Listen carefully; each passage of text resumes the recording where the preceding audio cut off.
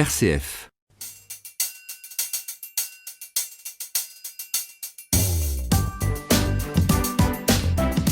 Votre médecin, c'est votre médecin de famille. Vous n'avez pas eu à le choisir, il vous connaît depuis que vous êtes tout petit, depuis votre plus jeune âge. Alors, vous n'avez peut-être même jamais pensé à en changer. Mais un jour, ce médecin part à la retraite ou décède, et il faut bien penser à quelqu'un d'autre pour prendre soin de votre bien le plus précieux, votre santé et votre vie.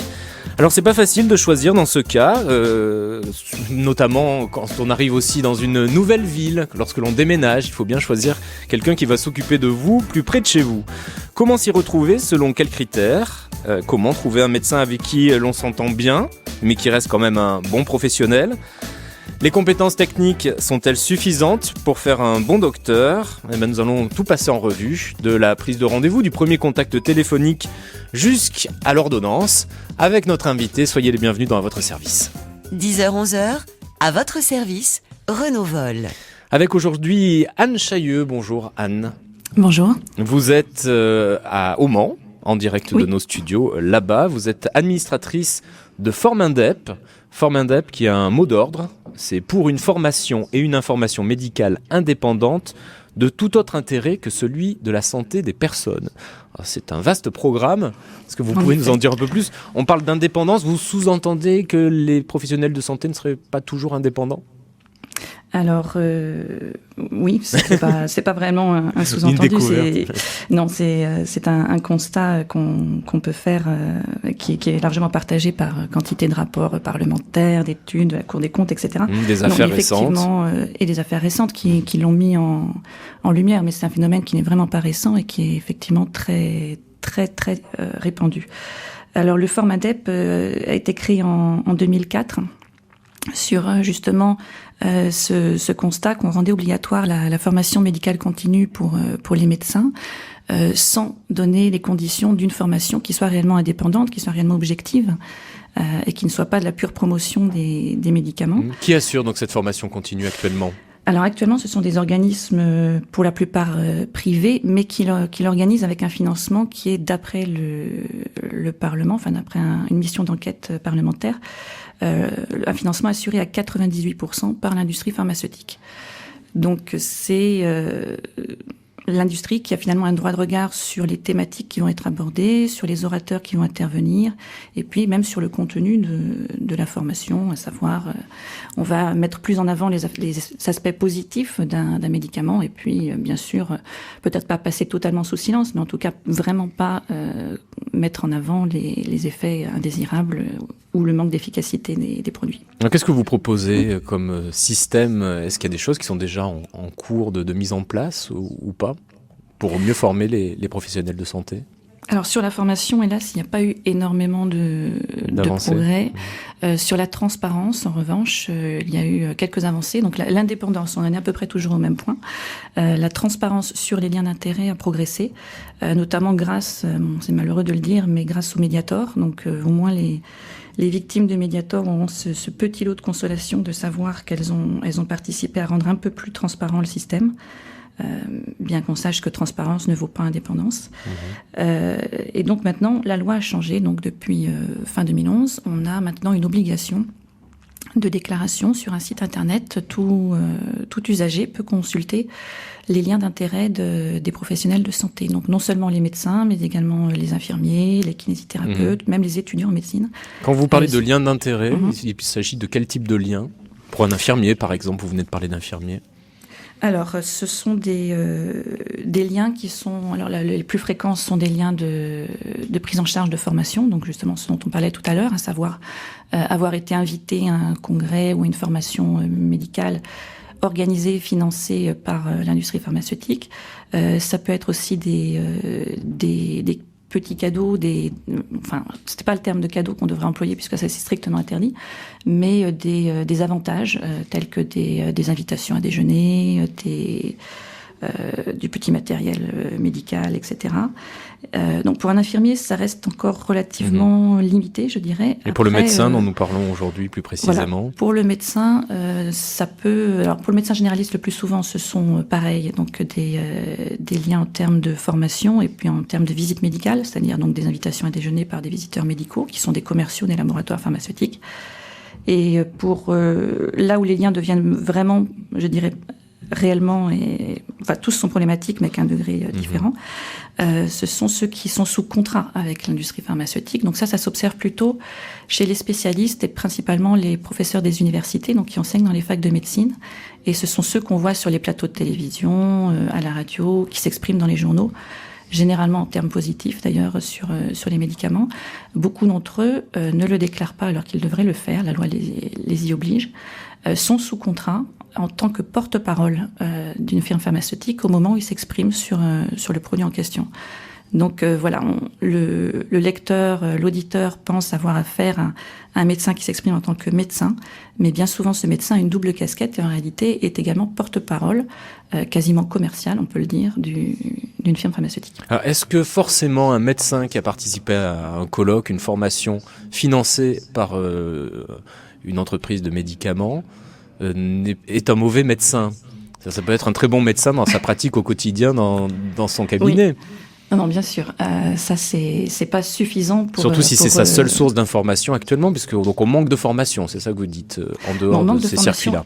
Voilà, on manque de formations indépendantes. En tout cas, les formations présentielles indépendantes sont trop rares.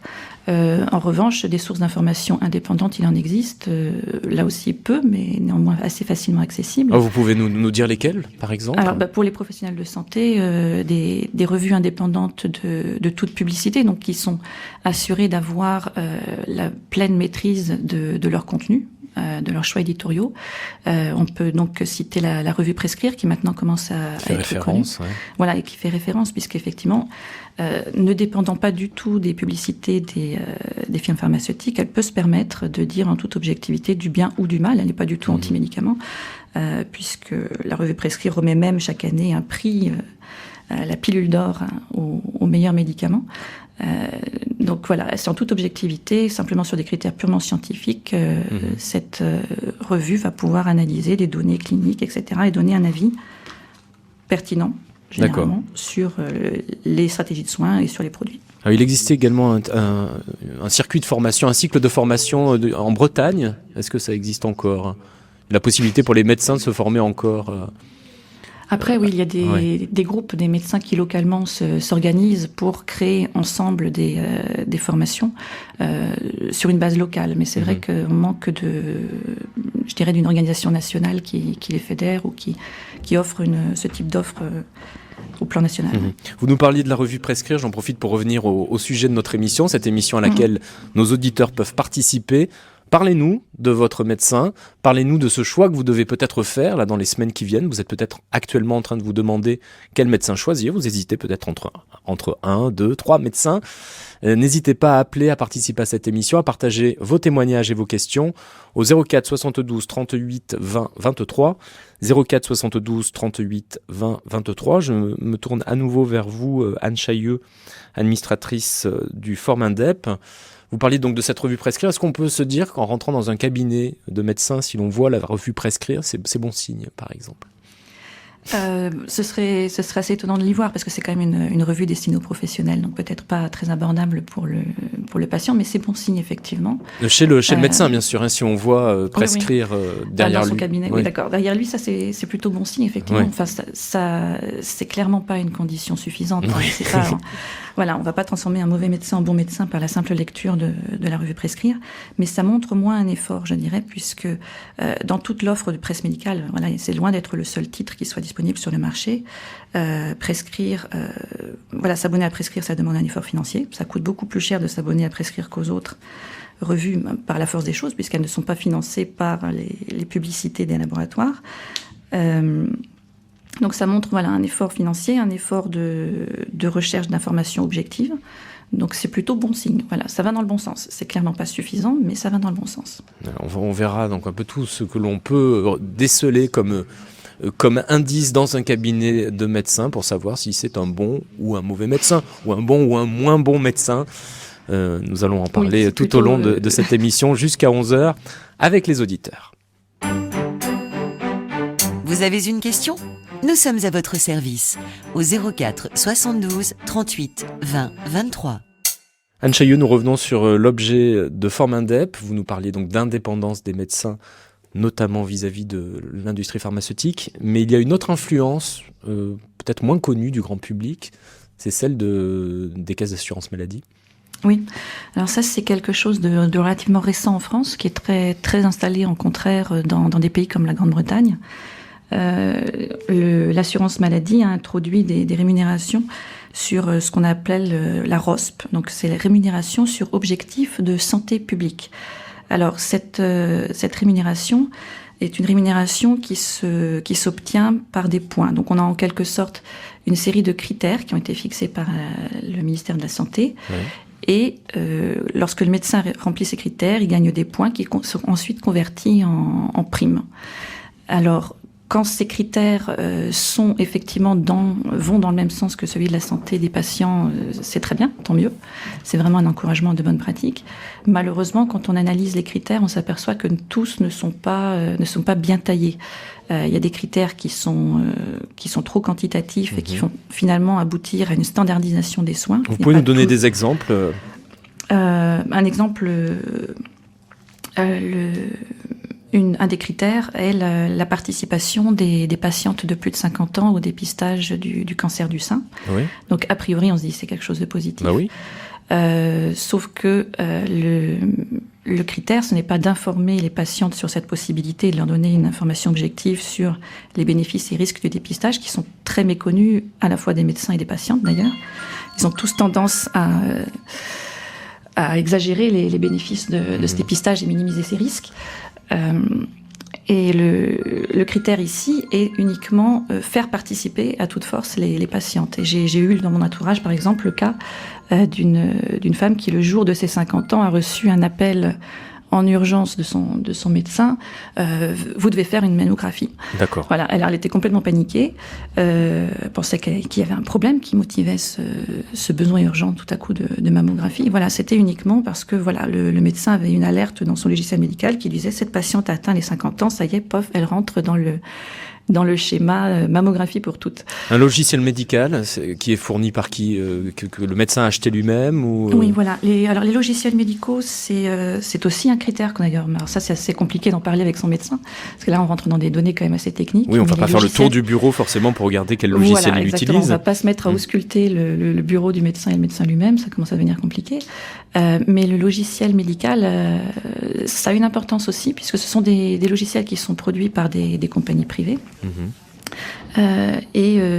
Certains, même la plupart d'entre eux, intègrent de la publicité. Donc de la publicité qui est paramétrée en fonction des dossiers médicaux des patients qui sont gérés dans le logiciel. Vous pouvez avoir des alertes qui vont inciter le médecin à prescrire telle ou telle molécule ou à faire tel ou tel test de façon à pouvoir ensuite prescrire ce produit. Donc c'est encore un autre vecteur de publicité et donc potentiellement de mauvais soins malheureusement. Un autre aspect aussi des logiciels médicaux qui est intéressant à savoir, puisque tous ne l'ont pas, cet aspect-là, donc ils ne se valent pas tous, c'est le fait que les logiciels médicaux, pour certains, intègrent des extractions de données, et donc les données médicales des patients sont extraites et traitées ensuite à des fins commerciales par des sociétés spécialisées qui revendent ensuite des prestations aux firmes pharmaceutiques, donc des profils de prescription, de prescripteurs, des données statistiques sur le profil des patients, etc.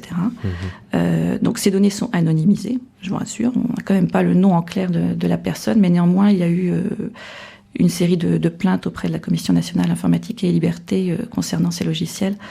Voilà, si le médecin s'équipe d'un logiciel qui n'a pas et qui n'accepte pas cette option, c'est quand même mieux.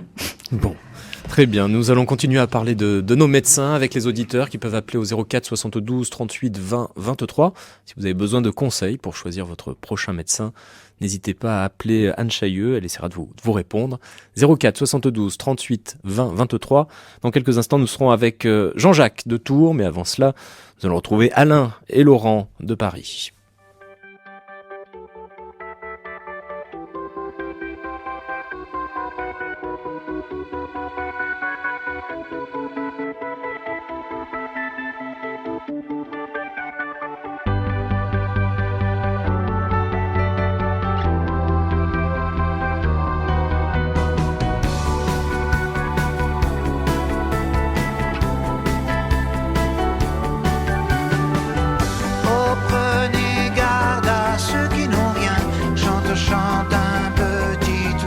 malin qui monte au ciel, qui plane et qui pique au-dessus des royaumes et des républiques. L'oiseau malin regarde et voit les monarques et leurs secrets, qui lancent dans les palais d'État les ordonnances et les décrets. Master and servant de leur salon protégé n'entendent pas l'oiseau qui chante, n'entendent pas l'oiseau chanter, pressentant comme un danger. Oh, prenez garde à ceux qui n'ont rien, qu'on a laissé au bord du chemin, rêveurs rêvant le monde meilleur, ils voient la colère monter dans leur cœur. Oh, prenez garde à ceux qui n'ont rien, chante, chante un petit oiseau malin qui monte au ciel, qui plane et qui pique au-dessus des royaumes et des républiques. L'oiseau malin regarde et voit les financiers dans leur mystère, qui jouent sur les écrans, place Malon-là, l'argent que tant de gens espèrent. Masters and servants de leur bureau protégé n'entendent pas l'oiseau qui chante, n'entendent pas l'oiseau chanter, pressentant comme un danger. Oh, prenez garde à ceux qui n'ont rien, qu'on a laissé au bord du chemin, rêveurs rêvant le monde meilleur, ils voient la colère monter dans leur cœur. Oh, prenez garde à ceux qui n'ont rien, chante, chante un petit oiseau malin qui monte au ciel, qui plane et qui pique au-dessus des royaumes et des républiques. Le monde de demain. Oiseau malin, prenez garde à ceux qui n'ont rien. Alain Souchon et Laurent Voulzy sur RCF. À votre service spécial santé, Renault Vol. Avec notre invitée Anne Chailleux de Formindep pour une formation et une information médicale indépendante de tout autre intérêt que celui de la santé des personnes. C'est votre santé qui nous préoccupe aujourd'hui, par exemple la santé de Jean-Jacques. Jean-Jacques, bonjour. Oui, bonjour. Vous habitez à Tours Oui. et vous aviez une question pour Anne Chailleux. Oui, une question simple. Comment réformer la formation de nos futurs médecins pour qu'ils ne soient pas formatés ou formés par les labos? Dès le départ, dès la formation initiale. Voilà, et merci à votre radio d'aborder, de traiter ce sujet qui me semble peu abordé par les radios plus connues. C'est un peu un tabou, hein, le choix du médecin, me semble-t-il, Anne Chailleux. Oui, c'est un tabou. D'ailleurs, je crois que vous avez eu quelques difficultés à trouver des gens pour en parler sur cette antenne.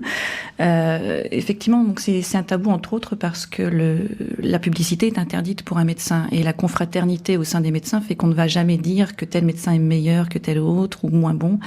Et donc, voilà, même si l'on ne cite pas de nom. Voilà, il y a quand même une certaine omerta, je dirais, sur les mérites comparés. Voilà, l'idée de comparer les médecins entre eux, voilà, c'est quelque chose qui clairement n'est pas du tout dans l'ADN de l'ordre des médecins. Alors revenons à la question de Jean-Jacques. Comment donc réformer cette formation initiale des médecins? Alors là, c'est quelque chose d'assez compliqué. En France, effectivement, bon, pour l'instant, on est vraiment au degré zéro. À savoir les professeurs enseignants dans les universités sont souvent les médecins qui ont le plus de liens d'intérêt avec l'industrie pharmaceutique. Donc le formatage s'opère même dans les sujets, par exemple, des examens classants. Voilà, donc là, si on regarde les pays où ça a un peu évolué, comment ça s'est passé? C'est venu finalement des étudiants. Si on prend par exemple les États-Unis, les pays anglo-saxons avaient déjà un fonds culturel beaucoup plus important concernant les conflits d'intérêts. Il y a quand même une beaucoup plus grande conscience dans les pays anglo-saxons de cette notion que dans les pays latins, je dirais. Donc ils partaient avec un avantage. Et les étudiants là-bas ont vraiment pris à bras-le-corps cette question en établissant par exemple des classements des facultés. des facultés de médecine sur divers critères. Par exemple, les professeurs ont-ils une charte finalement encadrant leur rapport avec l'industrie pharmaceutique? Les visiteurs médicaux ont-ils le droit de circuler dans tout l'hôpital? Voilà, c'est toute une série de critères comme ça qui ont été définis par l'association l'AMSA, qui est l'association des étudiants en médecine américains. Et ils ont fait donc une grande étude dans toutes les facs de médecine américaines. Et ils ont donné des notes à partir de ces critères. Donc vous pensez que ça doit venir de la base, des étudiants? C'est ce qu'on observe, c'est que là où ça a marché, c'est venu finalement des étudiants eux-mêmes. Le système, sinon, s'autoprotège et s'auto-reproduit, et finalement, les professeurs n'ont aucun intérêt. Ce sont les professeurs eux-mêmes qui ont des liens d'intérêt en général. Donc on les voit mal vouloir s'auto-réformer, ça c'est malheureusement peu probable.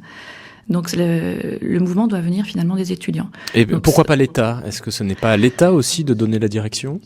Alors c'est vrai que l'État pourrait aussi faire quelque chose, parce que par exemple il y a un article de loi qui oblige tout médecin, lorsqu'il s'exprime sur un produit de santé en public, à déclarer ses liens d'intérêt, et donc éventuellement ses conflits d'intérêts. Donc c'est un élément d'information très important quand vous voyez un médecin qui s'exprime à la télévision en disant que tel produit est merveilleux.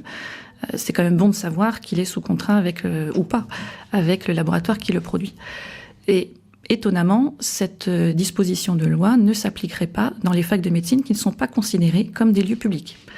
Donc on peut donner une information biaisée à des étudiants en médecine. Ça, effectivement, c'est quelque chose que le législateur pourrait préciser, noir sur blanc, ou ne serait-ce que par une circulaire, aller dire, voilà, dorénavant, les médecins qui interviennent dans la formation initiale des étudiants, veuillez, s'il vous plaît, déclarer vos liens d'intérêt. Très bien.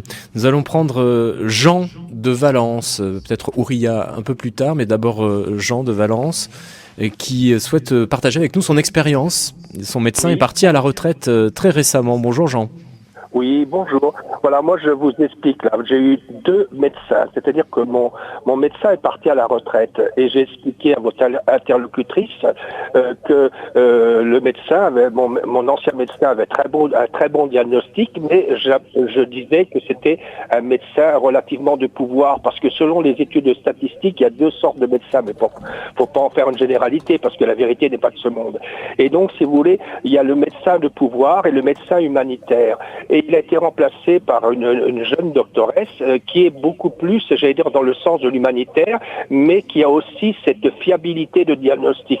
Moi, j'ai eu un gros problème de santé au mois de décembre, et pour faire économiser de l'argent à la sécurité sociale, j'ai attendu très longtemps. Résultat, je me suis retrouvé dans une détresse respiratoire et j'étais obligé d'aller aux urgences après avoir consulté 2 fois mon médecin, qui m'a envoyé après un pneumologue, et ce pneumologue, j'allais dire, m'a envoyé après un traitement très très très fort, je suis retourné voir mon médecin, et mon médecin m'a dit, bon écoutez, là je suis obligé de vous envoyer aux urgences. Donc je suis resté 3 semaines aux urgences, et on a détecté 2 choses, mais après je m'arrête, on a détecté 2 choses, une BPCO alors que je n'ai jamais fumé de ma vie, comme quoi vous voyez, la vérité n'est pas non plus un terme médical. On a détecté une BPCO, et d'autre part on a détecté un diabète assez fort. Et par rapport à ça, si vous voulez, je dois dire une chose, que je félicite mon nouveau docteur, cette jeune femme, qui m'a dit, il faut aller aux urgences, parce que c'est plus une question de faire des économies à la sécurité sociale, maintenant c'est du vital. Donc vous avez constaté quand même des différences dans la manière de pratiquer leur métier chez votre ancien, entre votre ancien et... Au niveau du contact. Je ne parle pas, si vous voulez, de l'établissement du diagnostic. Vous voyez, mais simplement, selon les études médicales, parce que c'est des amis qui sont au milieu médical qui m'ont expliqué ça, ils m'ont dit il y a 2 sortes de médecins. Il y a le médecin de pouvoir et le médecin humanitaire. Mais après, il peut y avoir des corrélations différentes par rapport à des stratégies. Vous voyez ce que je veux dire? Très bien. Donc vous êtes content du choix que vous avez fait, j'étais content des 2. Mais vous n'avez pas choisi finalement, c'est la remplaçante de votre médecin précédent. C'est-à-dire que si vous voulez, par concept, moi je fais confiance. Vous voyez, si vous faites confiance à quelqu'un, bien souvent vous avez quand même un rapport positif. Vous voyez ce que je veux dire? Mais si vous avez peur, ou si vous êtes dans la confiance, je suis un peu comment ça s'appelle? Je suis un peu le concept de Saint François d'Assise et du pape François, parce que je considère que si vous voulez, on est de plus en plus dans la peur. Et plus vous avez peur, moins vous avez de chances de réussir. Donc c'est dans tout ça. Vous voyez ce que je vous explique voilà. Merci beaucoup Jean pour votre témoignage. Anne Chailleux, est-ce que ça vous inspire une réflexion, ce témoignage-là ? Alors je ne connaissais pas cette distinction entre deux profils de médecins, mais en revanche ça recouvre peut-être effectivement un changement qu'on voit ces dernières années avec la féminisation de la profession. Peut-être qu'effectivement on va avoir de plus en plus de profils différents. On est passé d'un statut de médecin notable à de plus en plus de médecins humanitaire, c'était le terme qu'il ou humaniste, c'était peut-être humanitaire, humaniste. Oui, je pense qu'on est dans cette idée de relations humaines plus développées, peut-être. Voilà, peut-être. En tout cas, un changement qu'on observe là, pour tout à fait quantitativement, c'est les jeunes médecins, et en particulier les femmes médecins, reçoivent beaucoup moins la visite médicale. Donc, il y a des changements de pratique qui s'opèrent. D'accord. Nous allons parler avec Ouria qui a passé de nombreuses années à Annecy, puis qui s'est retrouvée à Lyon, et apparemment pour elle c'est difficile maintenant de trouver un médecin. Bonjour Ouria. Bonjour. Oui. Alors vous nous dites que c'est difficile actuellement pour vous de trouver un médecin ? Oui, tout à fait, parce que mon médecin traitant est parti à la retraite, et donc je suis allée 2 ans sur Lyon, et là je suis revenue revivre sur Annecy. Et c'est vrai que j'ai eu quelques consultations, et je suis très frustrée dans la mesure où j'ai connu une certaine médecine, et aujourd'hui j'ai vraiment le sentiment, moi j'ai vu 3 médecins, et je suis passée de statut à patiente à statut de cliente. C'est-à-dire, je viens, la consultation dure très peu de temps, j'ai pas toujours le sentiment d'être entendue, et c'est un peu expéditif. Voilà, j'ai vraiment l'impression une espèce de consommation à la va-vite. Et souvent, je précise que je ne souhaite pas de médicaments génériques, c'est un choix personnel.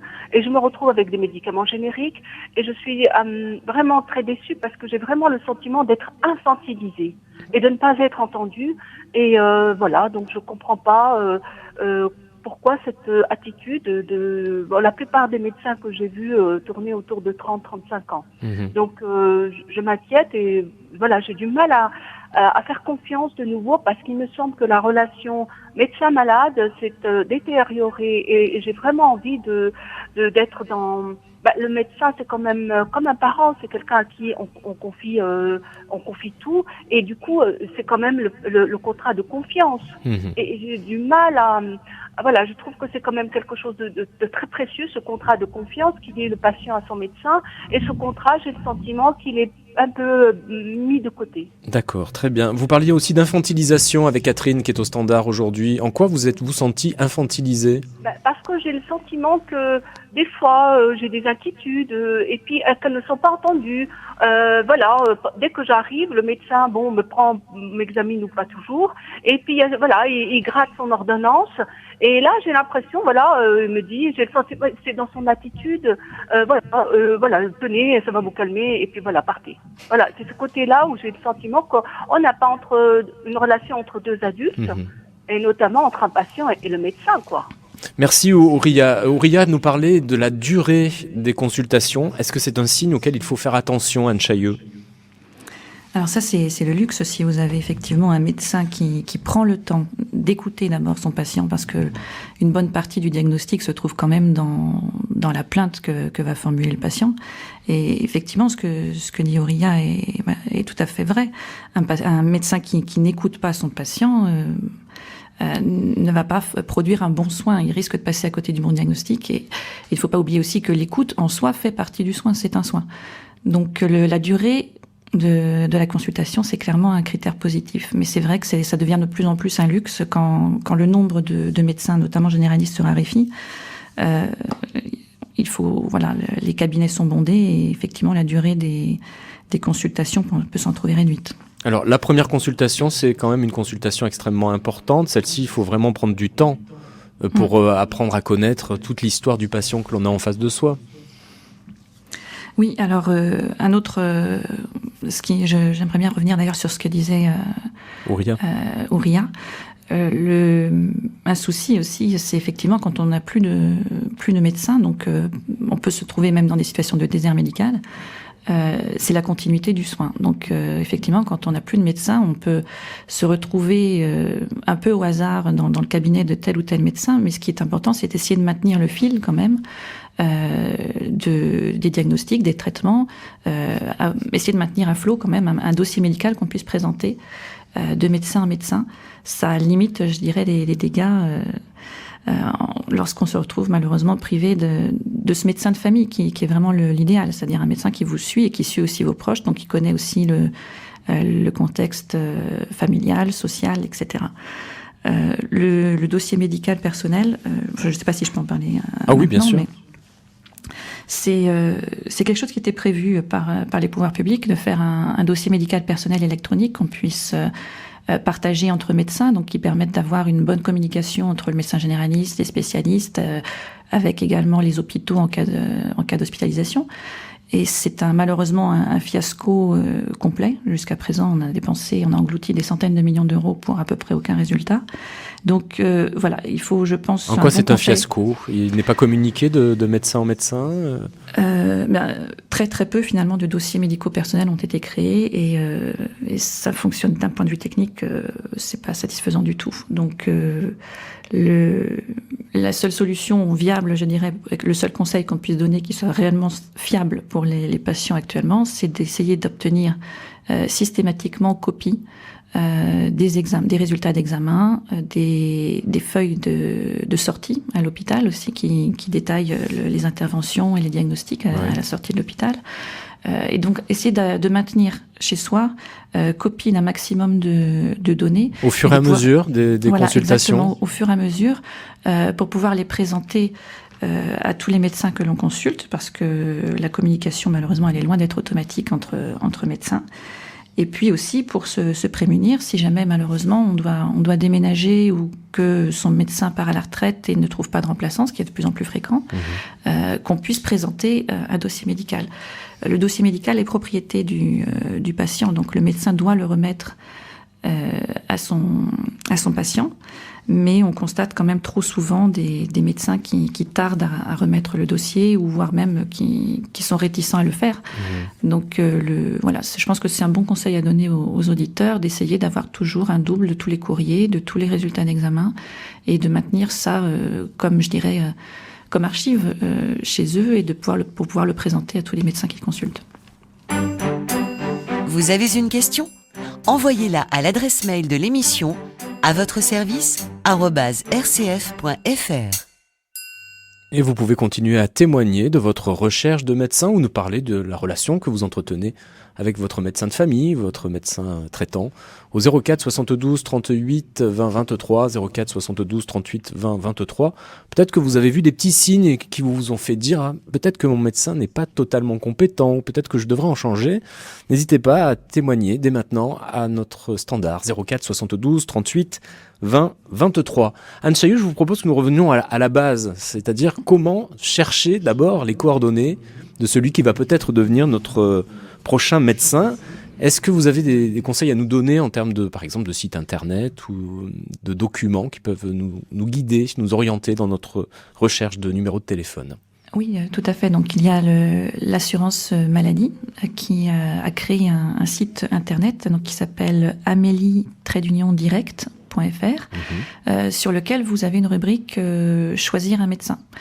Donc, vous pouvez remplir ce formulaire sur des critères géographiques. Si vous avez une préférence aussi, par pudeur ou autre, vous préférez un médecin homme ou femme, c'est un critère que vous pouvez choisir.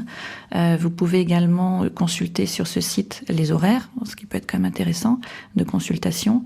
Il y a également les tarifs. C'est quand même important, puisque tous les On va revenir sur chacun des secteur. points que vous évoquez. Et également, une autre information qui est disponible sur ce site, c'est l'acte médical le plus fréquemment réalisé par ce médecin. Alors, ce qui peut donner C'est-à-dire, une petite... donnez-nous un exemple. Par exemple, si c'est un généraliste, ça ne se pose pas en ces termes-là, si ? Si, un généraliste également peut, outre des consultations, facturer des actes techniques. Par exemple, s'il est équipé, il peut faire un électrocardiogramme. Oui. Donc, ça vous permettra de le voir sur le site. Donc ça, c'est le site Amélie Direct de l'assurance maladie. Donc, je pense qu'il est vraiment il permet de choisir à la fois des médecins et aussi des établissements de santé. On peut aussi faire une recherche pour les établissements de santé. Une autre source d'information plus précise, je dirais, c'est le site que j'avais évoqué en début d'émission, transparence.santé.gouv.fr, donc qui est le site du ministère de la Santé sur lequel on trouve les liens d'intérêt des médecins. Alors ce site-là, avec le nom du médecin, vous permet de voir, c'est juste un indice parmi d'autres, c'est tout un faisceau d'indices qu'il faut considérer quand on choisit un médecin, mais ça vous permet de voir, je dirais, l'intensité de la visite médicale et des contacts entre le médecin et les firmes pharmaceutiques. Donc c'est un indice à deux sens. Un, ça indique que le médecin n'est pas réticent à recevoir des commerciaux de l'industrie pharmaceutique. Donc ça va pas vraiment dans le bon sens. Et deux, ça indique que les firmes pharmaceutiques estiment rentable de rendre visite à ce médecin. Autrement dit, vraisemblablement, c'est un médecin qui va être plus prompt à prescrire beaucoup et à prescrire des spécialités récentes et chères. Voilà. Comment ce site obtient-il ces informations ? Ce sont les médecins qui volontairement donnent l'info ? Non, c'est une disposition qui est issue de la loi Bertrand, qui a été votée à la suite du Mediator, puisqu'on a considéré que les liens d'intérêt avaient été réellement un des moteurs de ce scandale sanitaire. Donc c'est une obligation qui a été imposée aux laboratoires pharmaceutiques eux-mêmes. Ils doivent déclarer chaque semestre tous les liens financiers, en fait les avantages qu'ils ont remis aux médecins et les conventions, c'est-à-dire les contrats qu'ils ont signés avec les médecins au cours du semestre passé. Donc là, voilà, donc 2 sites internet qui peuvent vous aider à faire votre choix. Merci Anne Chailleux, c'était très intéressant. Nous allons poursuivre maintenant avec une auditrice. Nous allons revenir sur la question du dossier médical avec Marie-Claude. Bonjour Marie-Claude. Oui, bonjour. Moi, j'ai... Parlez bien dans votre téléphone, j'ai l'impression que vous êtes un peu éloigné du téléphone. Il faut que j'éteigne la radio. Oui, aussi. C'est très bien. Je vous laisse le temps d'éteindre votre radio. J'ai éteint la radio.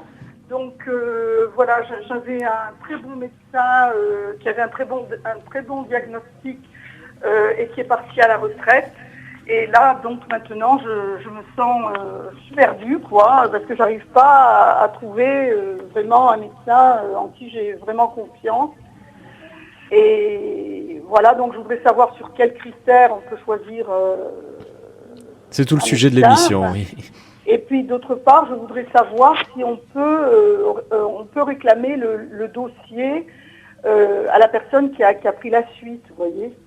Est-ce qu'on peut l'avoir, nous, ce dossier médical ? Est-ce qu'on a le droit de voir son propre dossier médical, Anne Chailleux ? Ah bien sûr, il est même la propriété du patient, techniquement. Donc c'est une obligation pour le médecin de le fournir.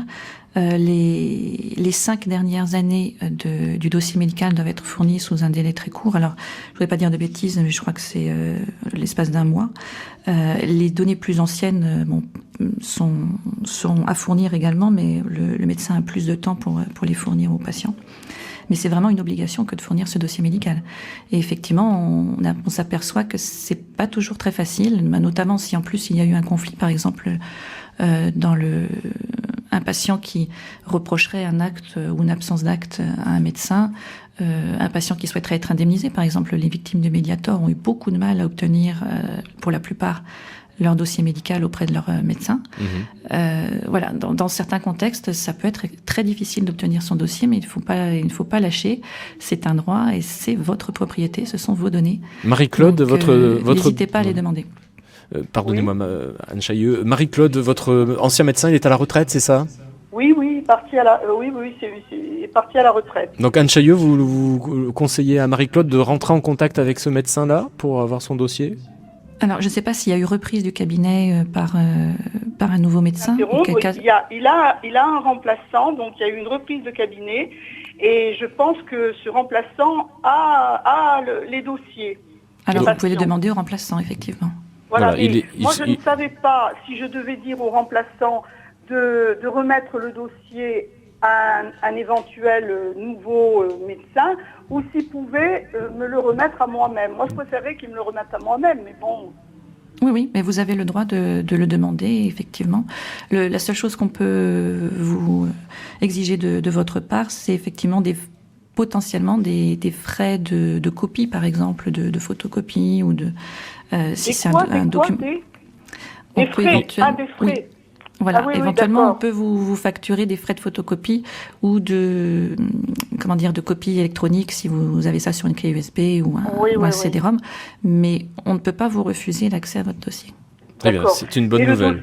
Le dossier n'est pas le dossier, moi je pensais que le dossier ne pouvait pas être remis au patient, mais pouvait être remis à l'éventuel nouveau généraliste. Les deux sont possibles apparemment. C'est ce que nous vient de dire. Les deux sont possibles et on ne peut pas vous imposer l'un ou l'autre. Très bien, merci Marie-Claude. Je crois que nous avons répondu à vos questions. Nous avons Denis du Maine-et-Loire qui est avec nous. Bonjour Denis. Denis du Maine-et-Loire qui va nous parler de son parcours médical. Denis ne m'entend pas. Donc nous allons... je vous écoute. Ah si, ça y est, Denis, bonjour. Oui, bonjour. Bienvenue sur RCF. Voilà, j'écoute votre émission et je souhaitais apporter un témoignage. En fait, je suis un patient lourd. J'ai déménagé en 2010 pour ma retraite et je suis arrivé sur les bords de la Loire. Donc je me suis trouvé confronté à un cabinet médical avec le choix d'un médecin. En fait, la secrétaire m'a donné le premier venu. C'était un médecin qui n'était pas très loin de sa retraite. Et puis quelques mois après, j'ai eu une tumeur très agressive au niveau entre les poumons et la gorge, une tumeur médiastinale. Et bon, ça a été compliqué à détecter, effectivement. J'ai eu des examens, tant dans les cliniques privées qu'à l'hôpital, ils ne savaient pas trop quoi, etc. Donc ça a été long, jusqu'au jour où j'ai tout fait. J'ai eu droit à une trachéotomie, et puis une chimio de la dernière chance, parce qu'ils ne savaient pas exactement la nature des cellules malignes. Donc les chimios ont réussi, les rayons par contre moins bien, puisque quelques mois après ça a fragilisé mes tissus d'œsophage et de la trachée. Donc j'ai été soigné au CHU, on m'a mis des tubes dans tout ça pour essayer de cicatriser, bref. Au bout de quelques mois ça fonctionnait pas, et finalement c'est un chirurgien qui m'a fait une greffe de muscles pour boucher les trous de ma trachée et de mon œsophage. Bon, lourde opération, il m'en a fallu à peu près un an pour m'en remettre, et aujourd'hui tout va bien. Donc entre-temps, mon médecin traitant est parti en retraite. J'ai été amené à choisir un jeune médecin qui venait d'arriver. Alors là, inutile de vous dire qu'il pour le suivi, il connaissait pas mon dossier. Et à chaque fois que j'avais une petite alerte, il appelait aussitôt le médecin hospitalier. Bon.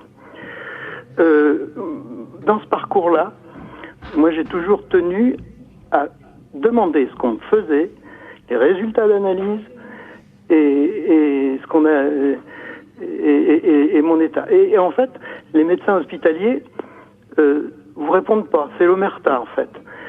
On m'a dit un jour, un peu excédé, Monsieur Angot, tant qu'on vous dit rien, c'est que vous allez bien. Ah bon, très bien. Alors, pour en revenir au médecin traitant d'aujourd'hui, ce sont des techniciens de l'analyse. C'est-à-dire qu'ils ne font plus l'examen clinique que faisaient les anciens médecins. Vous écoutez, vous auscultez. Des examens cliniques, j'en ai eu à l'hôpital par des étudiants de médecine. J'ai vu ce que c'était. Aucun médecin traitant ne fait un examen clinique aujourd'hui. Il vous écoute très vite, il vous prescrit des analyses. Je connais un médecin biologique, une analyse de sang, ils ne savent pas le nombre d'analyses qu'on peut faire en analysant le sang. Tellement, il y a des analyses très compliquées, très nombreuses. Donc en fait, il vous fait rentrer dans une technicité. Après, au vu des résultats d'analyse, s'il peut arriver à vous soigner directement, en fonction de ses connaissances, si vous voulez, les exemples et son expérience, ou alors il vous envoie chez un spécialiste. Bon, donc c'est pour vous, le médecin traitant n'est plus qu'un intermédiaire, en quelque sorte. Il est aux avant-postes, il surveille. Je suis à peu près persuadé qu'on l'enquiquine avec des statistiques de qui fait quoi, il est surveillé. Il n'est plus du tout libéral, si vous voulez. Il est téléguidé par les organismes sociaux, la sécurité sociale. Il est verrouillé. On lui fait des statistiques, on examine ce qu'il prescrit, le nombre de patients qu'il voit à l'heure. Enfin bref, c'est devenu une folie complète, quoi. D'accord, merci beaucoup Denis. Nous allons essayer de prendre d'autres appels dans le courant de cette émission pour votre témoignage. Anne Chaillot, qu'est-ce que ça vous inspire, ce témoignage de Denis ? Est-ce que vous êtes d'accord avec lui en disant que que le médecin traitant ne fait guère plus d'examen clinique, pardon. Je ne pourrais pas généraliser, mais oui. Tout d'abord déjà félicitations à Denis parce que c'est un patient actif. Voilà, c'est un patient qui réfléchit, qui pose des questions et qui veut être acteur du soin. Et ça, c'est quand même la bonne attitude, je dirais. Si on veut être bien soigné, c'est d'abord de ne pas se présenter comme un petit chien chez le vétérinaire. Voilà, on est un être humain avec un cerveau, avec des préférences, avec une histoire et une dignité, et on a des droits. Un critère essentiel, sans doute, pour choisir son médecin, c'est d'avoir un médecin qui accepte qu'on lui pose des questions et qui répond clairement. Exactement. Et le côté paternaliste qu'on peut trouver malheureusement encore chez beaucoup de médecins, c'est quelque chose qui va à l'encontre d'un bon soin, clairement. Le soin, ça inclut, c'est prévu dans le code de déontologie médicale, ça inclut l'information complète, objective du patient sur les différentes options thérapeutiques, sur leurs bénéfices et leurs risques. Donc, on ne peut pas soigner d'autorité, je dirais, un patient sans lui expliquer les différentes options qu'il a, et le choix lui appartient in fine. Donc d'abord, ce que ça m'inspire en premier, c'est bravo Denis pour avoir eu cette attitude, parce que malheureusement, tous les patients ne sont pas conscients d'avoir ce droit de s'exprimer, de poser des questions, tout simplement d'être informés.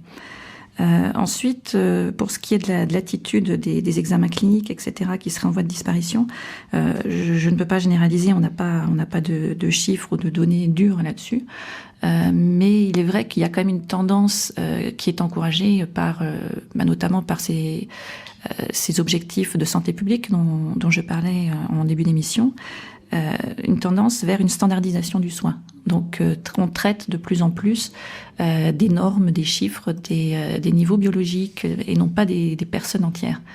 Et malheureusement, si on garde l'œil que sur un paramètre biologique, on peut passer à côté de la personne et même de sa santé. Donc c'est assez dommageable souvent pour la qualité des soins. Anne Chailleux, nous nous retrouvons dans quelques instants. Nous allons marquer une courte pause avec un docteur chanté par Claude Nougaro.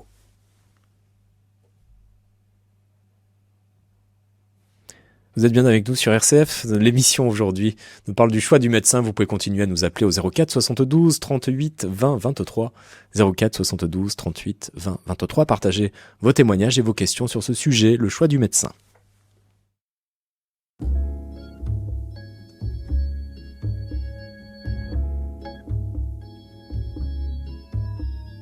Être amoureux ou malade, ça finit toujours par un lit. Je n'ai plus quitté la chambre dès l'instant où elle est entrée dans ma vie. Dites-moi, docteur, docteur, pourquoi ai-je la fièvre nuit et jour?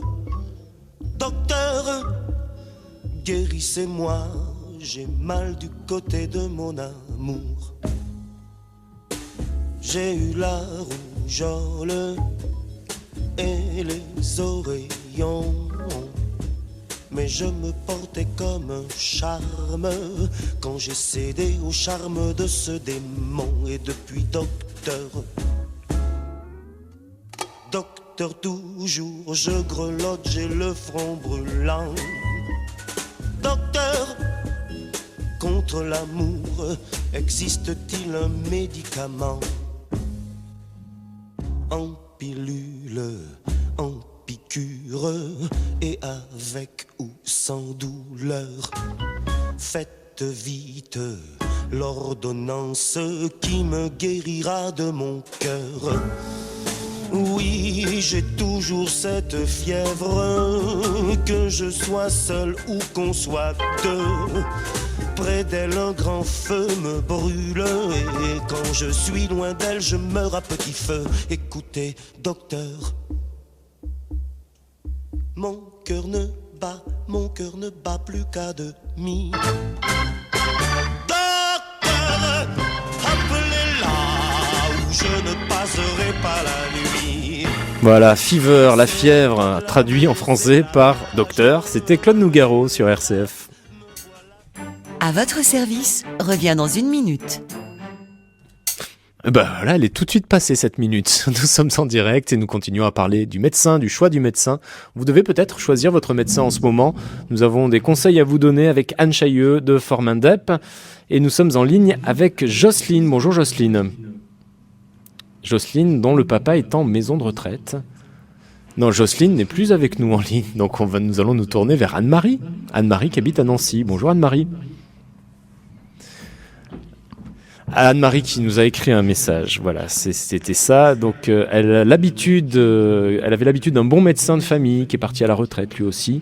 Elle a trouvé un nouveau médecin qui ne s'intéresse pas aux personnes âgées, qui est très désagréable et injurieux. Du moins c'est ce qu'elle nous dit. Anne Chailleux, ça c'est les premiers signes. Si la personne nous fait mauvaise impression comme ça, qu'on a le sentiment qu'elle s'adresse à nous de manière injurieuse, il faut changer. Oui, alors là, pas la peine de donner ce conseil. Je pense que c'est un réflexe de survie que de fuir. Est-ce qu'il y a d'autres signes, qui sont peut-être des signes visuels dans le comportement auxquels il faut faire attention ? Je dirais un aspect que peut-être les médecins ne considèrent pas tous important, malheureusement, c'est la question, par exemple, de la pudeur pour le patient. On a vu, récemment sur Twitter, par exemple, des appels à témoignages de femmes qui, avec le mot dièse « paye ton utérus », racontaient leur déboire chez le gynécologue. Une plainte qui revenait très fréquemment, c'était le fait de faire des examens totalement nus, au lieu de faire d'abord, je dirais, l'examen du haut, ensuite l'examen du bas ou réciproquement, d'exiger de la patiente qu'elle se dénude totalement pour l'examen, sans du tout prendre en compte ses réticences, sa pudeur. C'est clairement un comportement qui met mal à l'aise. Donc ça doit alerter le fait que le médecin vous demande de vous mettre nu directement, oui, en particulier le gynécologue. Apparemment, c'est une pratique assez courante, hélas, chez certains médecins. Donc je dirais tout ce qui est autoritaire, c'est quelque chose de assez mauvais pour le soin.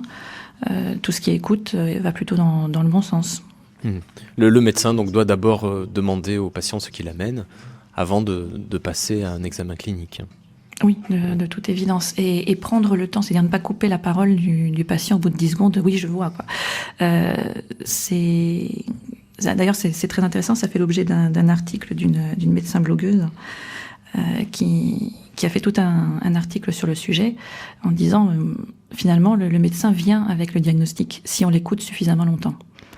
Et c'est le patient, vous voulez dire, patient vient avec son propre diagnostic. Exactement. Il faut lui laisser le temps. Voilà, il faut lui laisser le temps de dérouler sa plainte clinique et finalement il va vous livrer presque clé en main le diagnostic. Bien sûr, le patient n'aura pas le nom du diagnostic, va pas poser le diagnostic, mais il va vous donner tous les éléments pour le poser.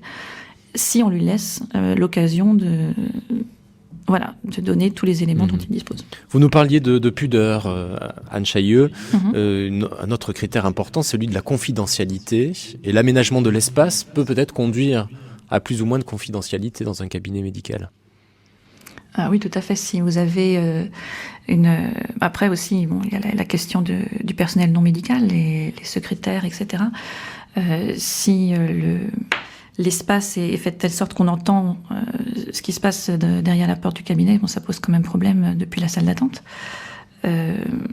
Oui, ça c'est. Mais je crois que là on arrive à un degré de luxe que peu de patients peuvent se permettre. Quand on commence à choisir son médecin sur ce critère, c'est que vraiment on a beaucoup de choix.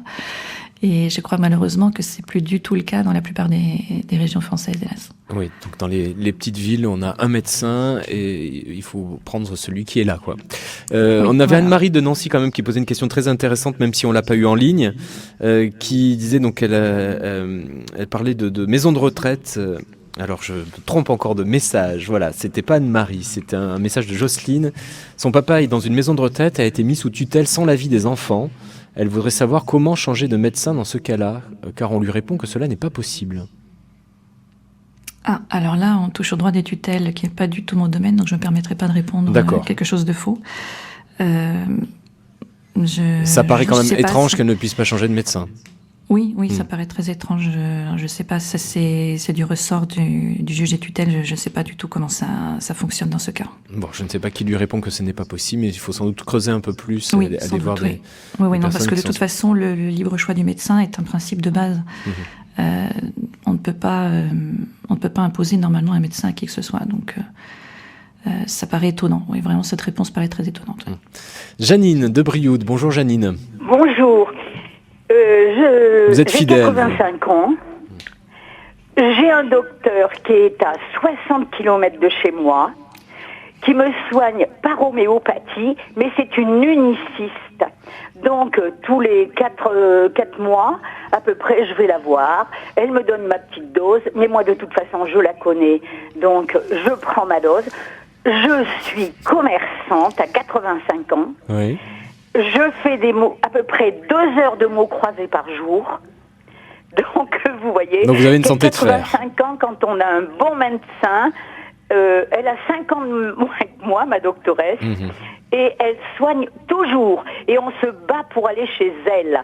D'accord. Elle est uniquement homéopathe ou elle est aussi médecin généraliste C'est-à-dire que j'ai un docteur ami qui est également à 60 km, mais ailleurs, et lui me téléphone pour savoir comment je vais, mais c'est tout. D'accord. Bon, Voilà. donc vous n'avez pas réellement besoin de médecin en réalité, c'est que vous allez bien, globalement. Si, parce qu'il y a 2 ans, on m'a posé 3 stents, mais 15 jours après, je retravaillais.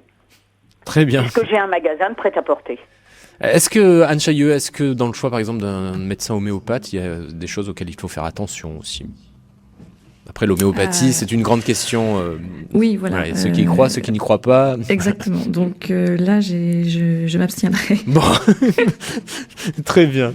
Nous remercions Janine pour ce message de vaillance. Nous allons revenir aux questions qui nous préoccupent tout au long de cette émission sur le choix du médecin. Nous n'avons plus que quelques minutes, donc nous allons passer en revue peut-être les derniers points que nous n'avons pas abordés, qui vous semblent essentiels pour choisir son médecin, les choses auxquelles il faut faire attention, Anne Chailleux. Donc l'écoute, ça, on l'a déjà vu, le dialogue qui est du dialogue. Voilà, on puisse être acteur de la consultation en quelque sorte aussi. Un médecin qui accepte d'avoir affaire à un adulte pensant et avec une sensibilité et non pas... le mot d'infantilisation est revenu chez plusieurs auditeurs et je pense que c'est un gros problème, assez fréquent malheureusement. Est-ce que la disponibilité du médecin, les horaires d'ouverture, ça peut être un critère important ? Un médecin, par exemple, qui est fermé systématiquement tous les samedis ou qui ne consulte pas en dehors d'horaires très précis, où il n'y a pas possibilité de prendre un rendez-vous au dernier moment. Ça, effectivement, ça peut être bloquant, notamment pour des actifs qui n'ont pas la possibilité de s'absenter pour un rendez-vous. Donc, effectivement, ça peut être un critère. Donc, il faut se renseigner avant, peut-être, de choisir ce médecin-là. Voilà, la question des horaires, c'est disponible, entre autres critères, sur le site de l'assurance maladie Amélie Direct. Donc, il ne faut pas hésiter à consulter ce site. Un homme, une femme, c'est important aussi de choisir en fonction de ce critère. Oui, non, il n'y a pas vraiment de différence de pratique observée entre hommes et femmes, mais c'est vrai que certaines personnes se sentent plus à l'aise avec quelqu'un du même sexe ou au contraire. Et donc, c'est un des critères que vous pouvez choisir aussi sur le site Amélie Direct. D'accord.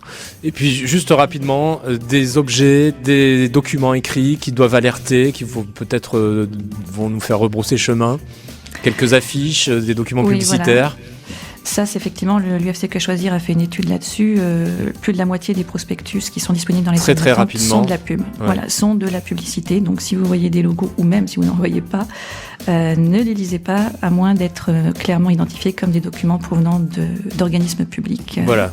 Donc si des affiches sur une maladie avec une marque de médicaments en dessous, dans la salle d'attente, c'est pas bon signe. Et le presse-papier avec une autre marque de médicaments également. Merci Anne Chailleux.